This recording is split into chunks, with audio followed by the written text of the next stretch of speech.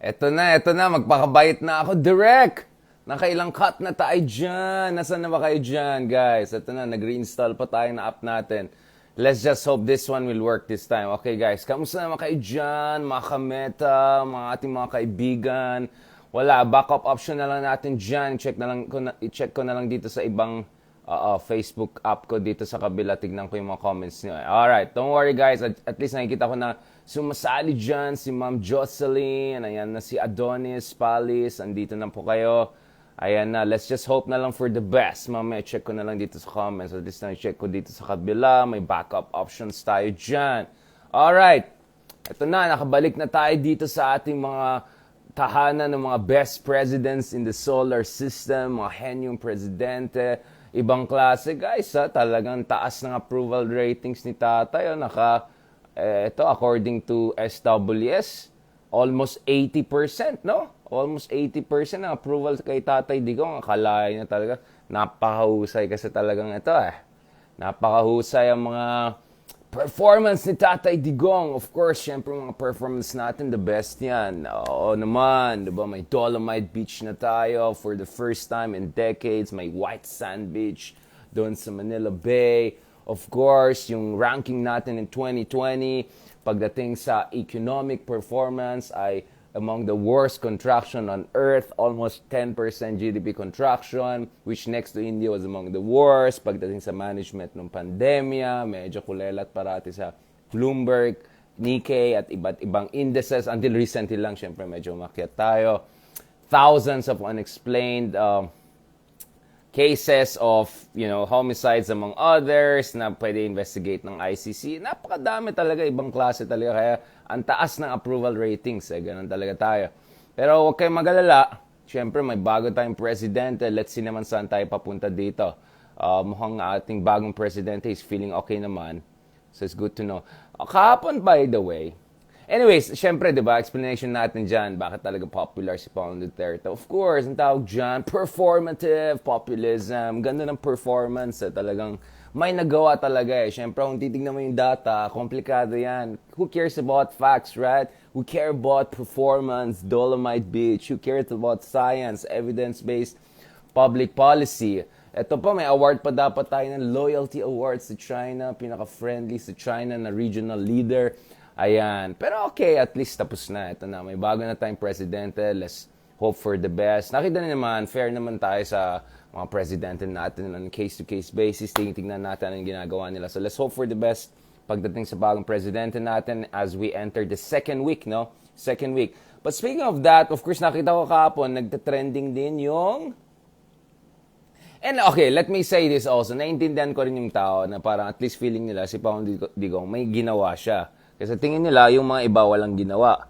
Tingin nila dun sa mga ibang administrations, may pagkakulang, etc. So, everything is reference-based. So, if you think the other side is more incompetent, then this side looks more competent. And that's why perception matters. That's why perception management, performativity matters. And pagdating dyan, in fairness, believe ako kay tatay, napakagaling talagang team nila. Now, speaking of that, nakita ko kahapon, medyo nagte-trending itong Leni Robredo, yung Angat Buhay organization niya.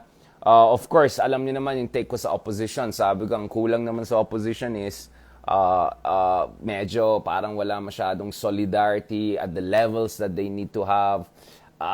You need much more sustained mobilization. Kailangan na yung approach mo sa tao is to emphasize hindi lang transparency, accountability, and human rights as important as they are, pero yung husay and competence. Kasi yun ang hanap ng taong bayan ngayon. Kaya, nung election time pa lang, sabi ko, mahirapan talaga opposition dito. Kasi if yung messaging nila is not hindi emphasize sa competence, attack lang sila sa issue ng corruption, transparency, human rights, that won't bite. Because the surveys are very clear. Ang number one priority sa mga voters ngayon, in contrast to back in 2010 or even 2016, is that less yung concern ng tao sa corruption kumpara sa issue ng competence and delivery of basic services, law and order. So ganito po, ito yung hinahanap ng median voters. Maybe not you and me, not you and I, but the median voters. Yan pong hanap nila. And in an elections, yan dapat, of course, you consolidate your base, but you also have to make sure you get as many median voters on your side as possible. And we saw in the last elections, the Marcos camp was far more effective than that. So,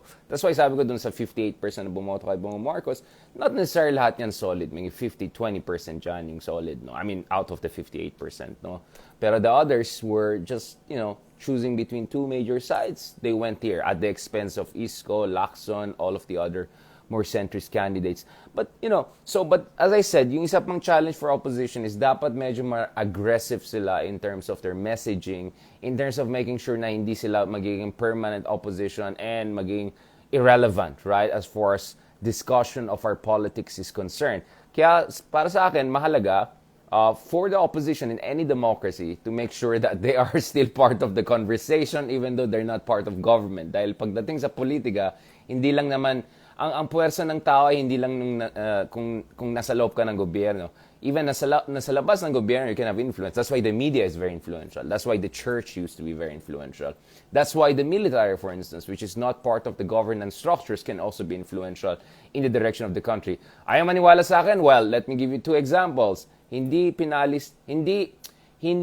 bumaksak dapat ang Marcos and Estrada administrations if not for the withdrawal of support of the Armed Forces of the Philippines. If that institution did not withdraw support from Marcos and Estrada, they would have stayed in power.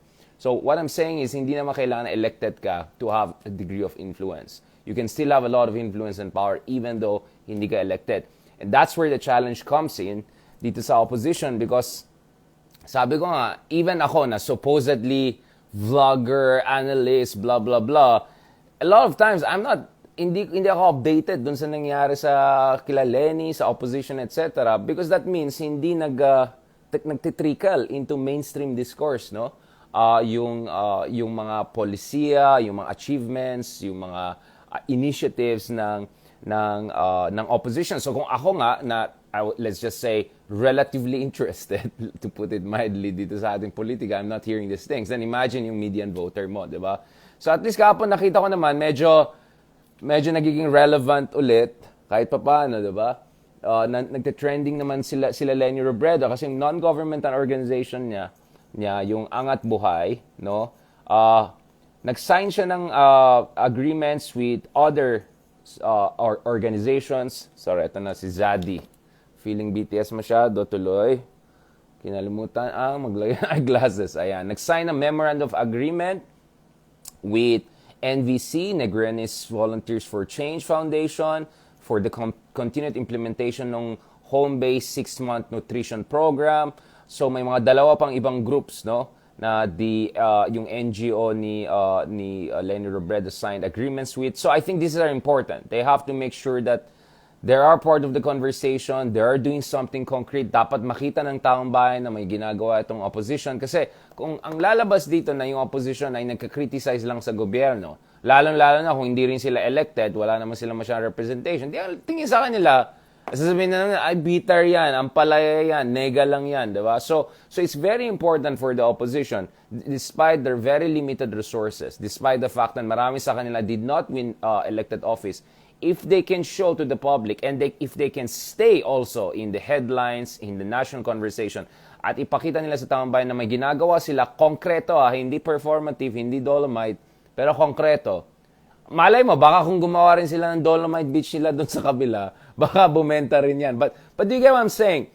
Performance and performativity are far more important than moral posturing, right? Moral posturing, no matter how sincere, it's not just gonna cut it nowadays, right? So hindi pwedeng criticize mo lang yung kakulangan ng gobyerno, sasabihin mo, may human rights issue, corruption issue, transparency issue. For me, that's moral posturing unless it's backed up by also something more concrete. And in this sense, if you can concretely provide assistance and support sa maraming Pilipino kahit hindi ka elected, and then you're slowly creating a movement for change, grassroots levels palang and pataas, then so be it.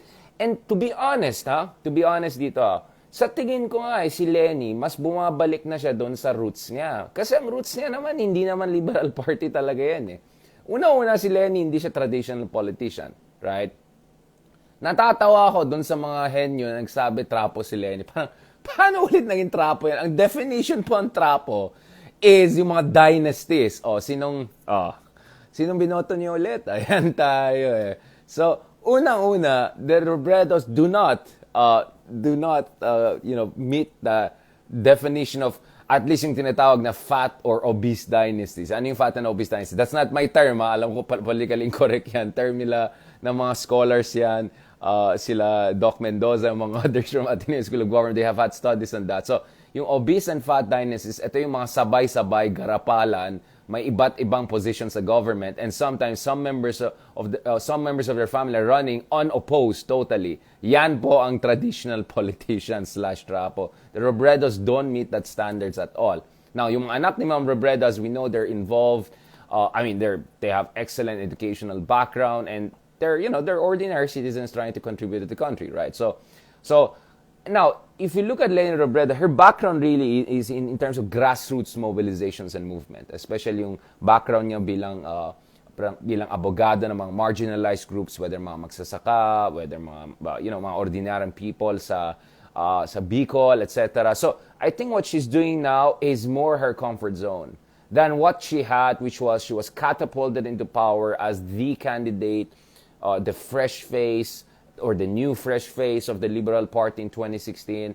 And then, of course, the rest is history. We discussed that extensively. But now, parang she's going back more to her roots, which is grassroots mobilization, working with other NGO groups, pushing for concrete, some would say humble, but nonetheless consequential reforms and progressive change on the ground.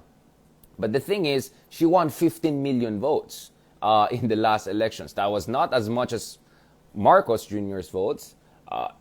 Now, ibang usapan na yung what circumstances contributed to the vote distribution. Ibang usapan na yan. But going back to this, what we're saying is that Leni cannot pretend that she's just another ordinary citizen now, or she cannot just pretend that, tapos na ako sa politika, mag-yoga na lang ako, yung ganun, katulad ng isang opposition leader na tumakbo ng 2016. Hindi siya pwede mag-yoga-yoga. Pwede siya mag-yoga, pero hindi pwede yoga-yoga lang at saka you get what I'm saying, right? I do yoga myself, all right? For sake of sanity and everything like that. But my point is, hindi siya pwede magpanggap na, private citizen na ako, nagawa ko ng kailangan ko para sa bayan. The fact of the matter is that she's still the anchor of the, let's say, center, liberal, and to a certain extent, even progressive movement in the Philippines, right? So she mobilized 15 million votes, right? In the last elections under the most impossible conditions. So the potential is still there, in fairness. So she cannot pretend that she's just another ordinary person or another ex-politician. She's not, right? She's still a force to reckon with. And as I said, down the road, she has to come back into positions of elected office, whether it's Senate. Parang mas madali pang ang Senado kasi 12 yung slots yan kumpara sa governor, dun sa Bicol. I think medyo mas mahirapan siya because alam niya naman what she will be up against. But who knows? Maybe she can actually be governor of her province and then do something big and from there rebuild her way back to power. Look at it this way. In 2016, natalo si Bongbong Marcos. And then natalo 3 times sa Supreme Court, right? Ilang beses na nangyari yan, depending how you count it, right? He stayed relevant in many ways because, first of all, he was close to the administration. But more than that, he built his own profile, his vlog, and then he was going around, and then once in a while he was coming out, and then at the same time mobilizing support slowly and slowly. Building a new team, a new narrative, new strategy, tweaking, twisting, experimenting. So pagdating ng election time, ready na siya. Not to mention, the Marcoses have been working on this most likely since they returned 31, 32 years ago, diba? So my point is, Leni should do something concrete on the ground with an eye on long-term mobilization of the opposition. Now, as I said, the best thing that can happen here is Leni will spawn a new movement that will create a new generation of leaders. Kasi sabi ko nga, hindi rin maganda na umaasa ka lang sa isang leader. Not to mention, there's also Risa there who's in the Senate who will need help. So I think, ang dapat mangyari dito siguro is for the opposition is to stay in the news in some way or another by doing something real, something concrete, something sincere. But also have an eye on elected office down the road. Also mobilize support for Risa and some of the few progressives who are there in elected office.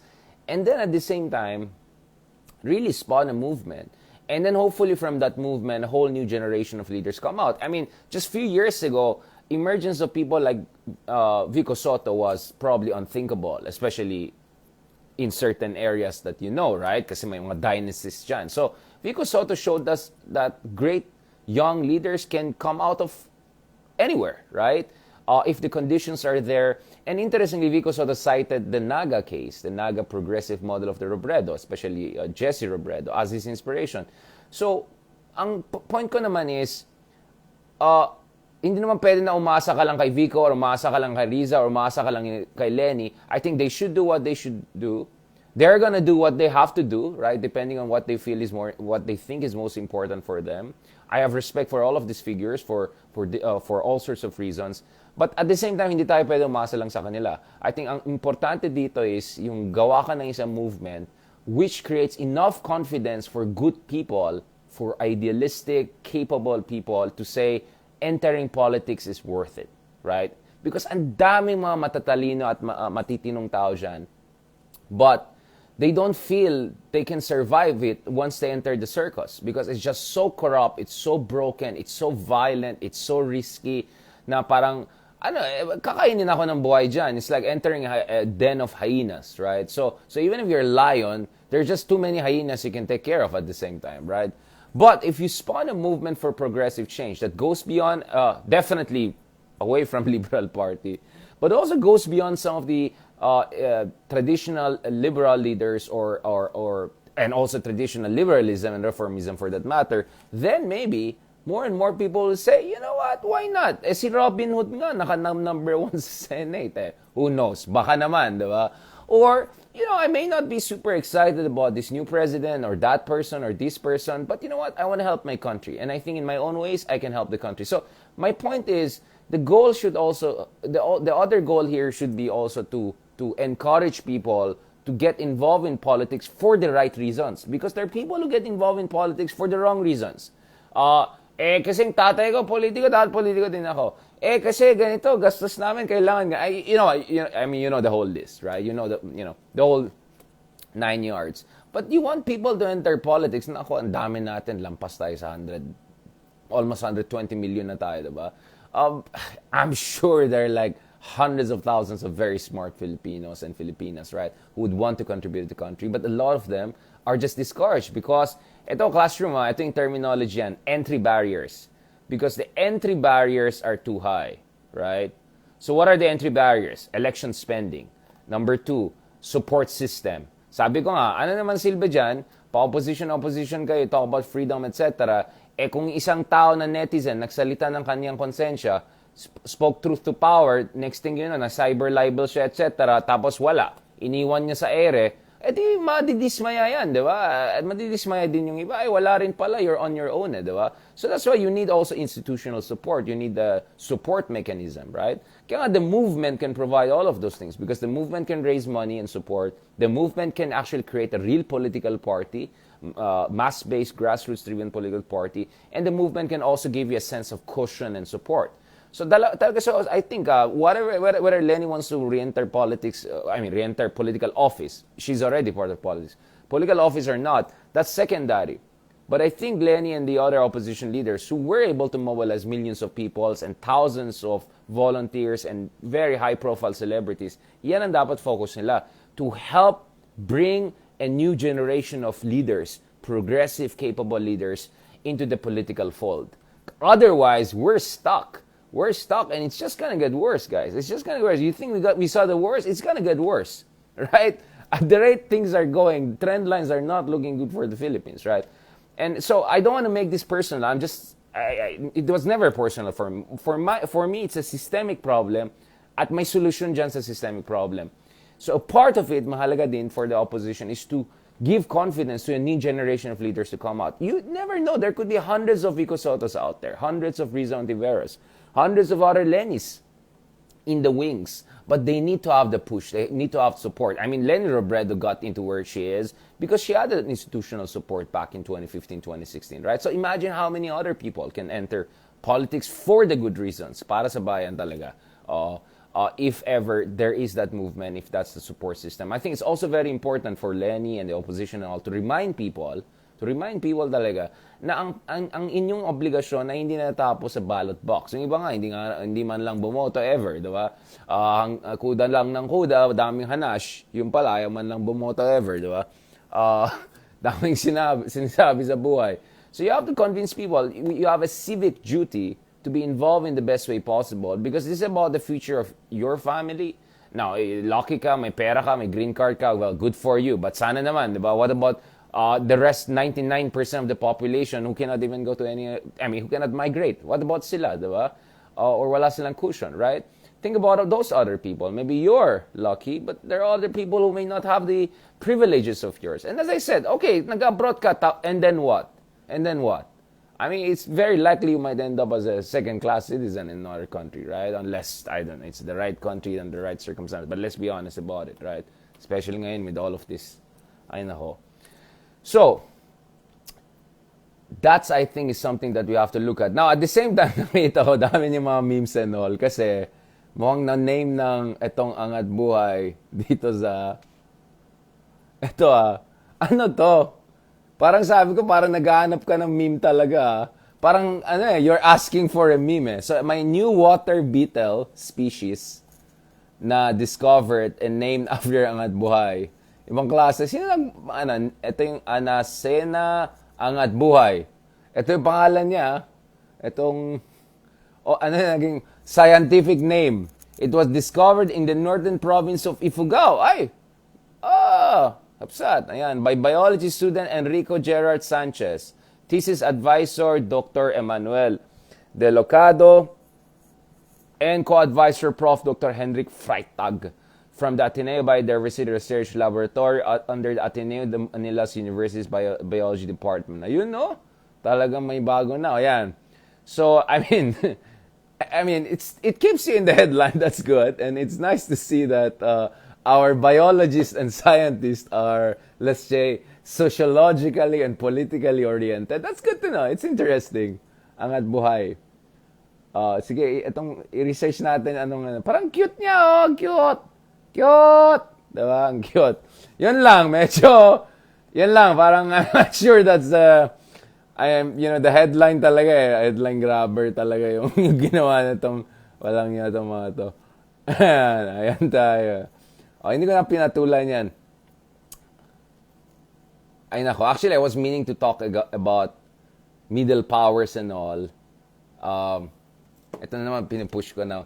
Siguro bukas na lang siguro yan. No, I wanted to talk about actually something hindi related sa bahay natin. Medyo mag-zoom out tayo ng konti.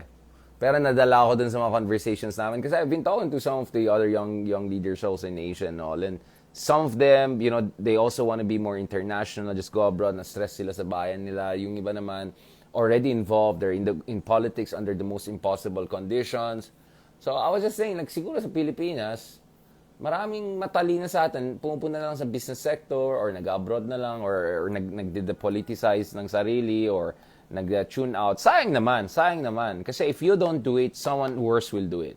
Or if you're good, someone bad will do it, right? So, always keep that in mind. Kaya nga, ang obligasyon din ng mga good leaders in this country, whoever sila, is to encourage a new generation of great young leaders, the best and brightest, to stay in the country and contribute to the country. This goes also to President Marcos, no? I think President Marcos makes the right moves. He can also encourage a generation of international expert Filipinos, no? Whether they work in the tech industry in Silicon Valley, whether they're involved in the scientific community in Europe, whether they're public policy experts in Singapore, whether they're in the tech industry, they can come back to the Philippines and contribute. In fact, may mga nakikita, may namit tayo mga kaibigan natin na in the tech industry. May namit nga ako na, may harap na, baka magalit na. Hindi na, next time ko na sabihin. Basta, I saw openness to work with any administration, including this administration, among a lot of very bright Filipinos who want to contribute to economic growth in the Philippines, bringing their expertise that they gathered from all around the world. So sabi ko, kung sino, whether supporter ka ni Marcos or Leni, please encourage your leaders, guys. Encourage your leaders to encourage good, young, best and brightest all around the world to come back, and yung mga nandito na para hindi sila umalis. Para si Zaddy, kahit nag-travel si Zaddy, andito pa rin si Zaddy. Parang yung fuego niya hindi masyado ma-spread all around the world. i-concentrate yung fuego dito. Alright. Okay, now I wanted to talk about actually something else kanina, pero napahaba yung diskusyon natin dito.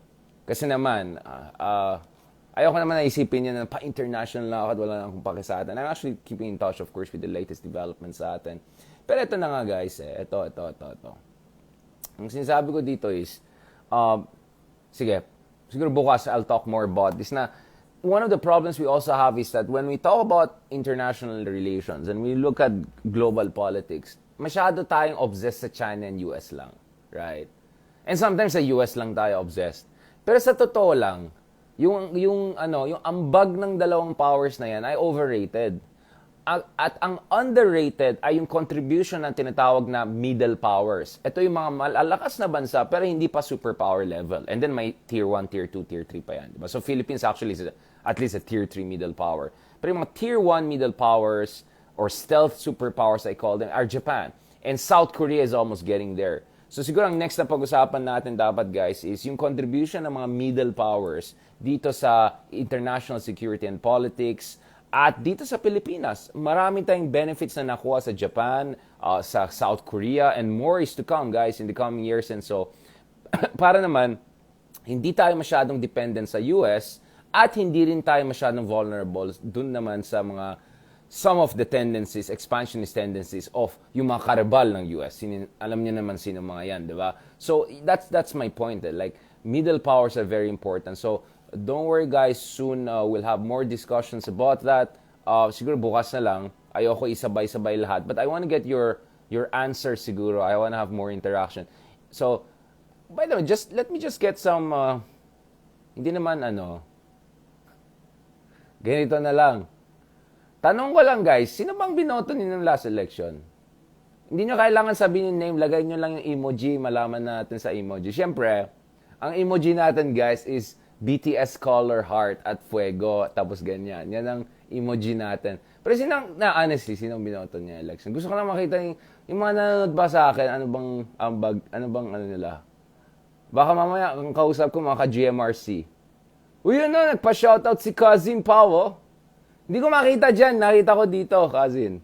Gusto naman dyan, Cousin. See you soon. Amigo, ayan, sa mga cousins natin dyan, nagparinig. Nagpapa-shoutout ng mga tao. Wala, dito ko nakikita. Hindi ko nakikita dyan eh. I don't know what's up eh. Hindi lumalabas yung comments nyo dito. Hindi ko alam bakit. Pero dito, nakikita ko na dito guys. Don't worry. Alright. Ayan. Sinong binoto nyo? Sinong binoto nyo dyan? Ayaw sumagot eh.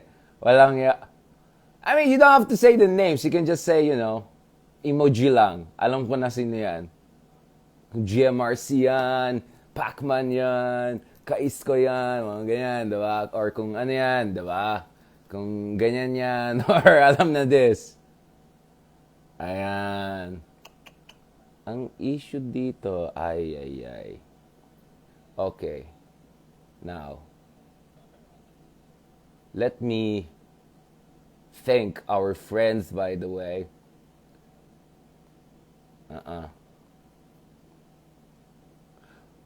Hindi ka nangyay sa configurations dito magpasalamat muna ako sa mga supporters natin. Ayan tayo. Ito na yung credits. Hindi, wait lang. Di kasi kayo pumapatol dito sa tanong ko Gusto ko na malaman sinong Nagmamarites lang ako sa inyo. Okay. Rosas, nakita ko Rosas. Uy, yung iba, yung mga ka-GMRC. Ba't di kayo tumasagot? Yung mga kaisko. Yun, nasaan na yung mga kaisko? Tsaka mga hamburgers. Yung mga hamburger. Nasaan na kayo? Ayan tayo. Wait lang, mag-thank you muna ako dito. Habang, ang dami niyong kuda. Wait lang. Thank you muna ako dito. Ayan, wait lang Salamat naman dyan kay Mary Odessa Gandeza. Thank you kay Inday Liesis. So yun, talagang mga supporters natin. Kay Andrea Santos. Yun, kay Jello. Inflation kasi. Anong kinalaman ng inflation dun sa tanong ko? Kasi grabe naman kayo. Inflation din, affected din ako. Kaya kailangan ko lang, Ayan na naman tayo. Lahat tayo affected sa inflation. Di nga ako nagkakape. Tubig na lang ako ngayon eh. Mahal na. Tumaas na rin yung 3-in-1 kape. Wala daw tax break. Ano? Gusto ko i-check sana yung Starbucks sa Korea. Wala daw tax break yata. May minimum yata eh. Sabi ko, bigyan niyo sa akin pinakamahal yung kape. Tapos lagyan natin ang tax break niyan. Ayan. Tapos yung tax break, yung reimburse ko, yan ang gamitin ko para pambili ng pasalubong. Yan. Kaya yung mga may pasalubong sa akin, magpasalamat kayo sa tax break kasi yun ang ginamit ko. Pambili ng pasalubong. Ayan na naman tayo eh. Wala na. Binuking ko na yung sarili ko. Basta, alam nyo na yan. Wait lang, thank you pa ako. Saan na yung mga tumulong sa atin sa panahon ng inflation. Kailangan natin yan, guys. Kailangan natin. Ba't yung stars natin, pinapa-inflation na. Ay, nako. Meron pa tayong pag-usapan. Nagpataas din ng interest rate ng Bangko Sentral. Nako po. Mahal ng credit interest ngayon, ha. Kaya hindi na tayo mag-credit card. Thank you kay Rizani. Thank you kay Aaron Camacho, Rovelin Catalogo. Rizani, okay. Kay JC Sorenses, kay Jella, kay Andres Santos, kay Inday Liesis, kay Mari Odessa Gandeza, kay Joy Robles, kay Marvy Braun. Ayan, si Ma'am Eunice Pabalcon. Mabait talaga yan si Ma'am. Ikaw ba yung ma'am na mayor? Ayan. Okay, talagang ano. Thank you naman dyan kay Mona, Renata Red. Thank you kay Christina Marine. Thank you kay Ariel de Guzman, Tangren. Thank you kay Stephanie Serapio. Ayan, itong mga dati natin estudyante. Congratulations, Stephanie. Ayan. Joining the legal community soon. Congratulations. Magkakape tayo ng 3-in-1 soon pag bumaba na yung inflation, mag-meeting na tayo. Ha? May mahal pa. Mataas pang inflation. Alright. Kaya hindi muna ako magpakita sa friends. Joke lang. Pero congrats. Shoutout dyan kay Stephanie Serapio, soon to be attorney Serapio. Yan, talaga mga the best na mga estudyante natin yan. Isa sa mga the best. I've been very lucky to have great students throughout the years. Thank you kay Nikki Kate. Thank you kay Dian Liasos. Kay Yokyoko Makoto. Is that Japanese? Okay, kusay naman si Ina Mendoza, Geraldine Nerves, Giovanni ka rin? Giovanni Nodalo. Giovanni, Italiano. Grazie, bello.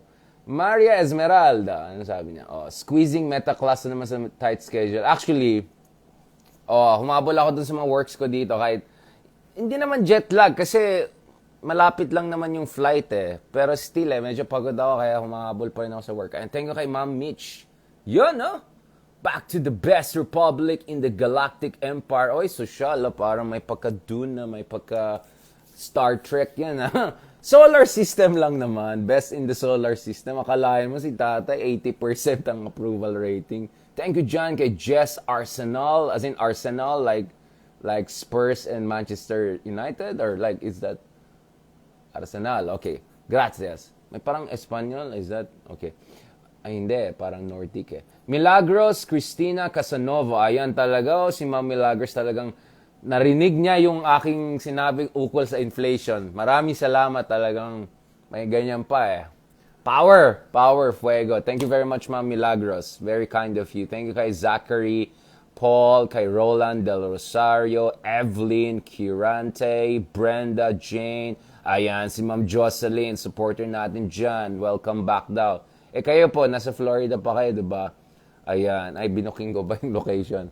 Si Ronnie Lee, Gualberto, maraming salamat. Mary Odessa, Gandeza, Michael Uy, Jen Claire Mahler, Vilma, Ligot, Daychill, correct? Neil Ibanez, Kenneth Villanueva, Marife Bautista Rodrigo. Napansin ko, yung mga kababayan ko dyan sa Baguio, at yung mga Ilocano kong kababayan, parang hindi sila masyado nagbibigay ng stars. Napansin ko nga. Pangalanan natin. Sige. Una-una. Tayo. Wag naman magalit sa mga friends natin dyan. Yan ang problema kung medyo yung mga katapat mo, 3-in-1 din. Thank you na lang for your moral support. Pwede ko nang gamitin yan. Ang moral support, pwede i-Gcash yan. Alright, thank you kay Keith Lorenzo, kay Gemma D. Reyes. Ayan. Ay, parang na-guilty si Jella. Sabi niya, sige na nga, sige na nga, you deserve more. Ayan. Thank you kay Eugene, Leopoldo. Thank you kay Albert de la Cruz. Alam mo guys, bias kayo. Nung time na nag-analyze ako kay yung mahilig sa Ant-Man, ang baba ng bigay niyong stars. Ngayon, konti lang marites charot lang tayo kay Leni, biglang tumaas ang support niya. Or siguro nakawalan kayo kasi mataas ang inflation. Ayan. Thank you, Jimmy Bala. Uy, maraming salamat ha. Thank you so much ha. Thank you so much. Very, very, very much appreciated, Jimmy. God bless you. Thank you so much for your support. It means a lot. Yan na talaga may mga generous friends tayo dyan. Talagang, bakit wala akong nakitang emoji na emoji ng red and green? Nasaan na yung mga kano natin dyan? Mga team unity natin dyan. Yun, no? Ayun, no? Pero guys, hindi ko alam bakit ganun. Hindi lumalabas yung comments nyo dito. Or is there something okay, wait lang. Hindi. Ako mag-comment pag ganun. Complicated naman ito. Nakakainis itong meta na ito. Hindi naman ganun sa Korea. Nung nasa solo ko, sakto lang naman. Hindi ko dito sa Pilipinas may... Ay nako, i-investigate ko yan. Suspicious yan, ha? Kahapon walang issue yan. Pag nandito tayo, biglang hindi na lumalabas yung comment. Na kailangan ko makita dito yung mga comments nyo. Ay nako, may suspicious ako dito. Nag-reinstall na nga ako ng Facebook ko eh. Ano sabi niya, Ayun, no? Sabi ni Luz Beaton, syempre maayos yung binoto ko. Grabe naman, hindi maayos yung iba. Ano yun? Hindi, pero nasan yung hamburger, Ayan tayo. Uy, kasama natin si si Mai Marcelo. Supporter natin yan. Uy, yung pala. Nagbayad na ako sa sa postpaid ko. Walang itong globe na to. Kahit nasa abroad ako, tawag ng tawag. Sino to? Yung pala, you have outstanding settlement. You have an outstanding payment. Buti nga, hindi ko siya na loudspeaker. With feeling Siyempre, may number siya na parang foreign. Siguro BBC yan. Tapos pagbukas mo para makita ng iba na interview ka ng BBC. Ganun. Tapos biglang, you have an unsettled amount of 2,600. Ayan tayo. Itong globe talaga. Sabi nga sa Ilocano, pakawanan. Tigilan niyo ako. Pakawanan. Nag-Ilocano, pakawanan. Tigilan niyo ako, bayaran ko kayo. Okay. Wait lang. Grabe talaga itong mga Wala pang 1 month delay. Dati 3 months delay. Okay lang wala pang 1 week delay. Tinatawagan ka na. Ayan na. Ayan na, nagreklamo na. Hindi, pero love ko yan, mga taga-Globe na yan. Mabait yan. Wala na yung sponsorships natin. Hindi na ako makaano dyan. Alright. Maraming salamat, guys. Ito, bukas, Hopefully, bukas maayos ko tong issue. Kasi, nung nakikita ko yung comments ng live, mas madali pa. Like, ngayon, alam ko lang sino nag-tune in, Like, nakikita ko yung mga nag-tune sila. Marcia, si Aimee Mac, si Yoli Esperito. Like, I know who's tuning in, but I don't see your comments. Kaya naiinis ako. Hindi ko naman nangyari dito, Sana maayos yung comments nyo. Kasi balikan ko yung comments. Kung nag-bully kayo sa akin, iyan ko kayo. Alright? Just to be clear, hindi ako naglagay today ng Korean face products. Okay? Just to be clear, Ano lang yan? Kimchi effect lang yan sa kakakimchi ng 5 days.